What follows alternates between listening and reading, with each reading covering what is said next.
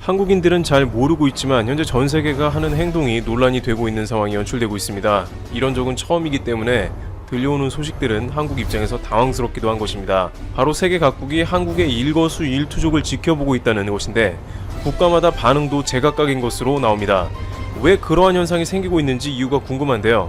우선 국제신용평가사 S&P는 한국의 신용등급을 기존 AA로 유지하는 것으로 발표했습니다.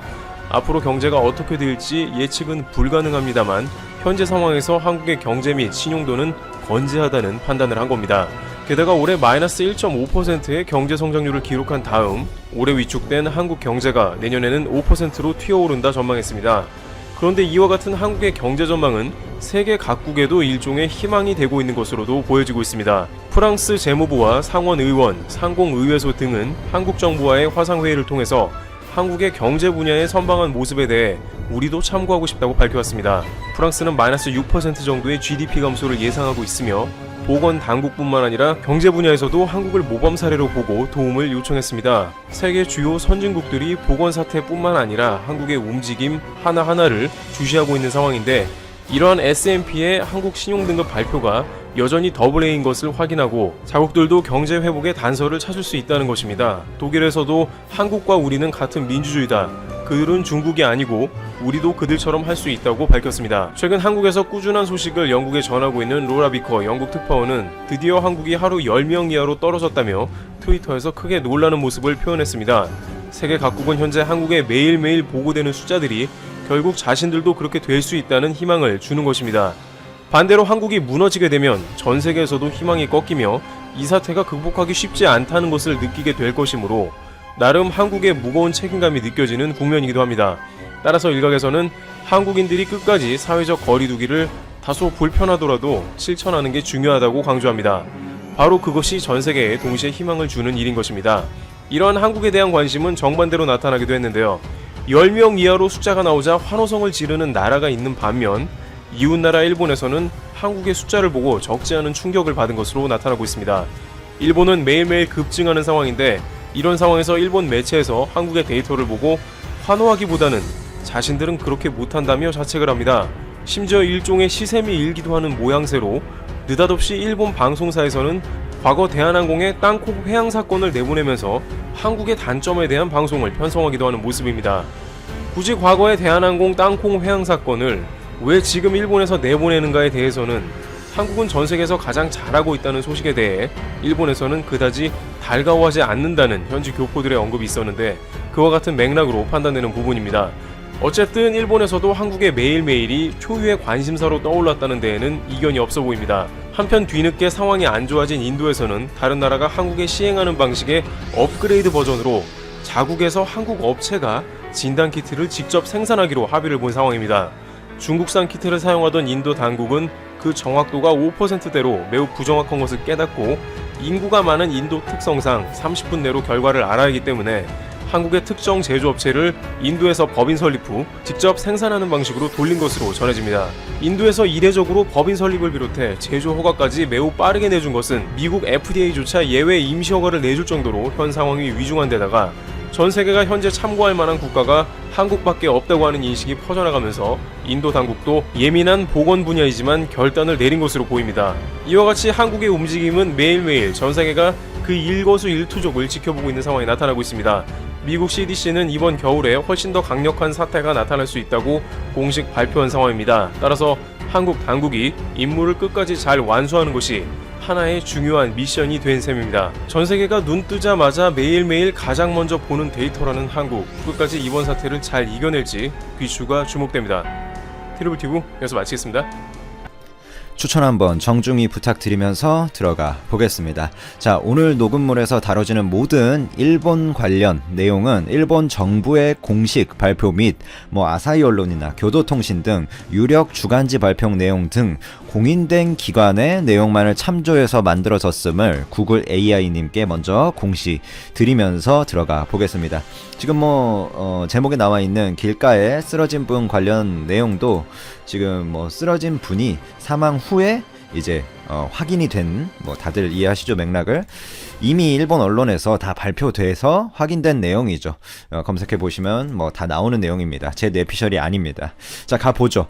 이 내용은 참고로 4월 20일 오후 11시, 지금 녹음 시간을 기준으로 제가 카운팅해서 작성하는 거고요.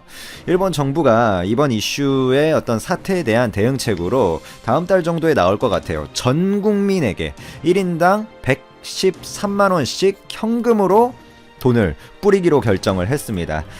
당초에는 이 안이 뭐 왔다 갔다 했는데 저소득층 1000가구 정도, 그러니까 1000만이죠. 1000가구가 아니라 1000만 가구 정도에 한해서 한 350만원, 340만원 정도 나눠주기로 한 계획을 이제 변경을 해서 일부 외국인까지, 그러니까 혜택 범위를 훨씬 넓혀가지고 사람들 마음을 좀 진정시키겠다라는 어떤 아베 총리의 일단 의도가 담기지 않았나. 지금 지지율도 각국의 그 뭐라고 해야 되죠? 대표들, 그러니까 대통령, 뭐 총리들 그 지지율을 보면 아베 지지율이 가장 많이 폭락을 하고, 이것도 실제 데이터로 다 나와 있는 내용이죠. 그 아베 지지율이 가장 많이 폭락을 하고 있는데 그거에 대한 어느 정도 이제 비상 대응이 나오고 있는 거라고 판단이 됩니다. 오늘이었죠. 20일. 가기, 그러니까 국무회의죠. 우리나라로 치면 국무회의를 열고 7일날 확정되었던 이런 긴급 경제 대책을 조금 수정하고 이제 의결을 했습니다. 아베 총리도 이제 여기서 말을 했는데, 아베 총리 말을 그대로 옮기면 하루속히 국민의 수중에 지급될 수 있도록 전력을 다하겠다라고 언급을 했고요. 한 2020년도 추가 경정 추경 예산안이 국회 심의 일정 등을 고려하면 저는 뭐 다음 달 중에 지급이 시작되지 않을까 이렇게 보고 있습니다. 그리고 수입 급감 가구에 한해서 이제 원래는 340만원, 그러니까 일본 돈으로 치면 30만엔 정도 지급한다는 기존 계획과 관련해가지고 좀 이걸 지급하는 데 있어서 복잡성도 있고 형평성에 있어서도 계속 논란이 이제 나오다 보니까 국민한테 일률적으로 다 뿌리겠다라고 당초 계획안을 이제 완전히 수정을 한 거죠. 구체적인 지급 대상으로 보면 27일 기준으로 4월 27일이죠. 기준으로 전체 주민기본대장, 그러니까 우리나라로 치면 주민등록표예요. 거기에 등재돼 있는 사람으로 이제 보시면 될 것 같습니다. 3개월 이상 거주하는 그 재류 비자를 얻어서 그 외국인이 주민등록 신고를 또 할 수가 있잖아요. 그런 외국인도 이제 이 혜택을 받을 수 있다 이렇게 보면 되고, 10월 기준으로 외국인까지 이제 준다고 했으니까 포함하면 일본의 총 인구가 한 1억 2,600만 명 정도 되는데 1인당 10만엔을 지급한다고 보면 진짜 130조가 넘는 예산이 일단 필요하거든요. 이거를 이제 어디서 마련을 할지, 그러니까 이거 말고도 지금 개인 사업자한테도 이제 한 100만엔 뿌리기로 했고, 그리고 중소기업한테도 한 200만엔 뿌리기로 했고, 이것도 그대로 진행한다고 발표를 해서 일본이 정말 대대적인 이번에 돈 뿌리기에 들어갔다. 그럼 이걸 어디서 돈을 가져올 것이냐에 대해서는 결국에는 이제 적자국채죠. 적자국채 발행으로 조달을 할 예정이고, 지금도 일본이 적자국채로 굉장히 심각한 상황인데 뭐 다른 대안이 없을 것 같습니다. 그래서 이거를 결국엔 특정 정액급, 그러니까 이걸 수령을 할 수 있냐 없냐는 수령은 그러니까 전 국민이 다 하는데, 자기가 나 수령하기 싫어요, 나는 돈이 많으니까 굳이 뭐 그 113만원 안 받아도 돼요, 10만엔 안 받아도 돼요, 이렇게 해서 돈을 안 받을 수도 있어요. 실제로 아베 총리하고 거기 국회 강료들은 우리는 안 받겠다 먼저 이제 말을 했거든요. 그래서 일본의 이제 부유층이나 어떤 지도층들은 자발적으로 좀 받지 말자, 그래야지 이제 좀 그나마 조금 뭐 이제 어떤 적자 국채 발행도 좀 덜어지고 고통분담하는데, 이제 좀 돈이 많고 이제 소득이 높은 분들은 조금 좀 자제를 해달라, 뭐 이런 메시지를 간접적으로 피력한 게 아닌가 이렇게 생각이 듭니다. 일본의 상황이 지금 조금 만만치 않죠. 다음 주제로 넘어가면서 일본의 상황에 대해서 좀 더 구체적으로 한번 다뤄보도록 하겠습니다.